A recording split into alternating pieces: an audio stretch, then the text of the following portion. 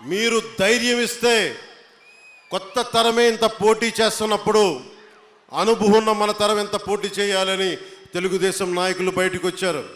కేంద్రం మనకు అండగా ఉండి మనం ఎంకెంత బాగా పనిచేయాలని చెప్పి భారతీయ పార్టీ జనతా నాయకులు అందరం కలిపి ఈరోజు వచ్చే 164 స్థానాల్ని బలంగా గెలుచుకొని ఒకటే అన్నారు కదా మనల్ని, నువ్వు అసెంబ్లీలోకి ఎలా అడుగు పెడతావు, నువ్వు అసెంబ్లీ గేటును కూడా తాకలేవన్నారు. నేను ఎంత సీరియస్గా తీసుకున్నా నాకు తెలియదు, నేను విన్నా వదిలేశాను. కానీ మీరు ఇచ్చిన విజయం పిఠాపురంలో మీరు చాలా సీరియస్గా తీసుకున్నారు. మా వర్మ గారు చెప్పారు, గేటు నెట్టుకొని రావడం కాదు, బద్దలు కొట్టుకొని వస్తాడు పవన్ కళ్యాణ్. మా వర్మ గారు చెప్పిన ఆ వ్యాఖ్యలే, ఆ ప్రొఫెసీయే నిజమైంది ఈరోజున. మరి నాకు ఇంత ఘన విజయం ఇచ్చిన మీకు నేను ఎంత రుణగ్రస్తుడిని. కన్నీరు తొడవలేని అధికారం ఎందుకు, నేను ఎప్పుడు చెప్తా ఉంటాను. నేను మీకు కష్టమైన క్లిష్టమైన పంచాయతీరాజ్ శాఖనే తీసుకున్నాను. చాలామంది అడిగారు హోంశాఖ తీసుకోండి, లేదంటే ఫైనాన్స్ తీసుకోండి, లేదంటే రెవెన్యూ, ఇట్లాంటివన్నీ మాట్లాడుతున్నా. నాకేమొద్దు. ఈ రోడ్డు గ్రామ స్వరాజ్యం కోసం బాపూజీ కలలు కన్నారు. ఆ కళలు నెరవేర్చడం కోసం నేను పంచాయతీరాజ్ శాఖ తీసుకున్నాను. నేను ఒకటే చెప్పాను అధికార యంత్రాంగానికి అందరికీ మొట్టమొదటి మీటింగ్లో, నాకు లంచాలు అవసరం లేదు, మిమ్మల్ని ఎవరిని డబ్బులు అడగను, నేను ఈ కాంట్రాక్ట్ ఎవరికి ఇస్తున్నారని అడగను. కానీ నేను అడిగేదల్లా ఇచ్చిన కాంట్రాక్టర్ సవ్యంగా పనిచేస్తాడా లేదా, అదొకటే అడుగుతున్నాను.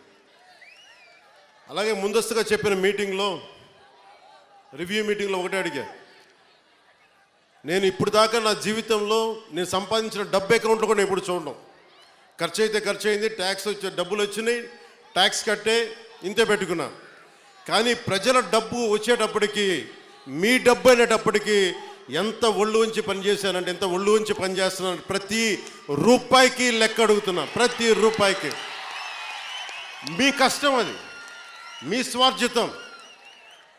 తాజ్మహల్ కట్టి నిర్మాణానికి రాళ్ళెత్తిన కూలీలు ఎవరంటారు? ఈ దేశ ప్రగతికి కండలు కరిగించింది ఎవరు? ఈ దేశ ప్రగతికి రక్త మాంసాలని ధారపోసింది ఎవరు? అది ప్రజలు, అది మీరు. అందుకే నాకు బాధ్యత ఉంది. నేను మీకు ఈరోజు నేను చెప్తా ఉన్నాను, ఆ రోజున ప్రమాణ స్వీకారం చేశాను. మొన్న మన కార్యకర్తల సమావేశంలో ప్రమాణ స్వీకారం చేశాను. ఎమ్మెల్యేగా నేను ఈరోజు మళ్ళీ మీ ముందు ప్రమాణ స్వీకారం చేస్తున్నాను. పవన్ కళ్యాణ్ అనే నేను భారత రాజ్యాంగానికి కట్టుబడి నన్ను అఖండ మెజారిటీతోటి గెలిపించిన నా పిఠాపురం పుర ప్రముఖులకు, పెద్దలకు, ప్రజలకు, యువకులకు, ఆడపడుచులకు, తల్లులకు, యువతులకు, ప్రతి ఒక్కరికి, అన్ని వర్గాల వారికి, ఎస్సీ, ఎస్టీ, బీసీ, ఓసీ, అన్ని మతాలు, ఇస్లాం, క్రిస్టియానిటీ, అన్ని కులస్తులందరికీ నేను హామీ ఇస్తున్నాను. మానవత్వాన్నే కాపాడుతాను, మీ అభ్యున్నతికే కష్టపడతాను. నేను లంచాలు తీసుకోను, నాకు అలాంటి అవసరం లేదు. మీ అభ్యున్నతికే నేను కష్టపడతాను. గత ప్రభుత్వ నాయకులు చెప్పారు, పవన్ కళ్యాణ్ ఆంధ్రాలో ఉండడు, హైదరాబాద్లో ఉంటాడు, పిఠాపురంకి వస్తే పిఠాపురం వాస్తవ్యుడు కాదు, ఇక్కడ ఉండడు. నేను ఈ రోజున పిఠాపురం వాస్తవ్యుడిగా, సంపూర్ణ వాస్తవ్యుడిగా మారాను. ఎలా ఇందాకే ఒక రిజిస్ట్రేషన్ పేపర్ సంతకం పెట్టి, ఒక 3 ఎకరాలు కొని ఇప్పుడే సంతకాలు పెట్టి వచ్చాను, రిజిస్ట్రేషన్ చేసి వచ్చాను. ఆ మాట చెప్పడానికి లేట్ అయింది రావడానికి.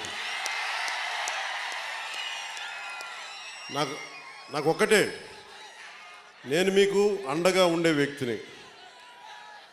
నేను మీరు చూడండి, మీరు నాకు గుప్పిడంత గుండె బలం ఇస్తే నాకు, నేను హిమాలయ పర్వతాలనంత బలంతో తేజస్సుతోటి మన కూటమికే అండగా, విజయానికే మేమందరం అండగా పనిచేస్తాం. మీరు ఇచ్చిన స్ఫూర్తి. మీరు యువత ప్రతిసారి నలిగిపోతూ ఉన్నారు. మన వెళ్తా అన్న మాకు ఉద్యోగాలు లేవు, ఐటీ పరిశ్రమలు తీసుకురా అన్న, మాకు పరిశ్రమలు తీసుకురా. ఇందాక వెళ్తే దారి పొడవునా మాకు నీళ్ళు రావట్లేదు. పక్కనే కేంద్రం పథకంతో వచ్చే నీటి పథకాలు ఉన్నా కానీ పక్కనే 50 అడుగులు కూడా లేని పక్కనే ఉన్న గ్రామానికి నీళ్ళు రావట్లా.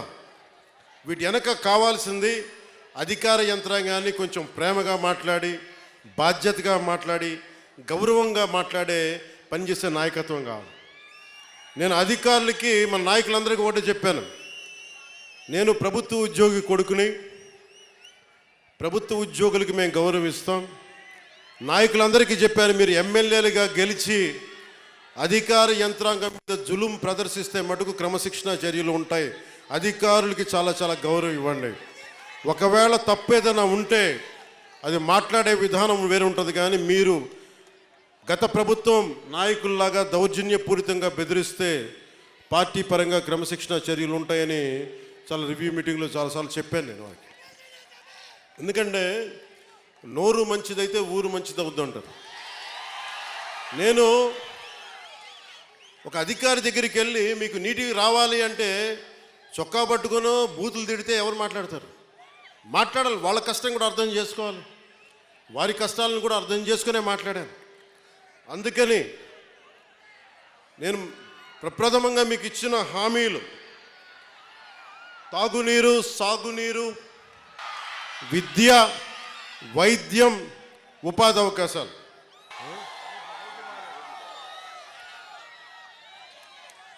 నేను పదవి తీసుకొని 4 రోజులు కూడా కాల.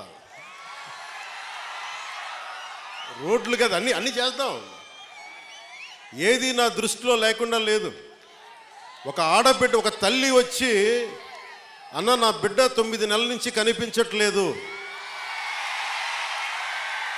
నా బిడ్డ 9 నెలల నుంచి కనిపించట్లేదు, 2 రోజులు దాటితేనే ఇంక దొరకదని చెప్తారు, మర్చిపోండి మీ బిడ్డనని చెప్తారు ఉన్నత పోలీసు అధికారులు.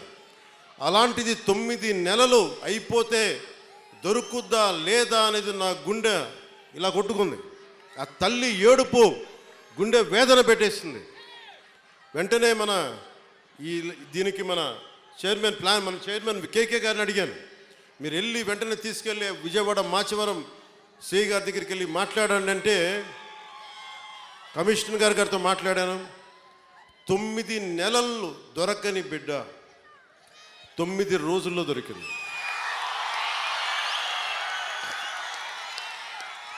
నేను ఈ 9 రోజులు నవరాత్రులాగా అయిపోయినాయి నాకు. ఆ బిడ్డ దొరుకుద్దా లేదా తల్లిని ఒకటే వేడుకున్నా. తల్లి ఒక ఇంట్లో పెంచిన ఆడబిడ్డ ఎటు వెళ్ళిపోయిందో తెలియదు, ఆ బిడ్డ దొరికే వరకు చూడు తల్లి అని చెప్పి ప్రతిరోజు రాత్రి ప్రార్థించాడు. నా ప్రార్థనలు ఆంధ్రప్రదేశ్ పోలీస్ శాఖ సమర్థత, ధైర్య సాహసాలు, వారి అపార నైపుణ్యం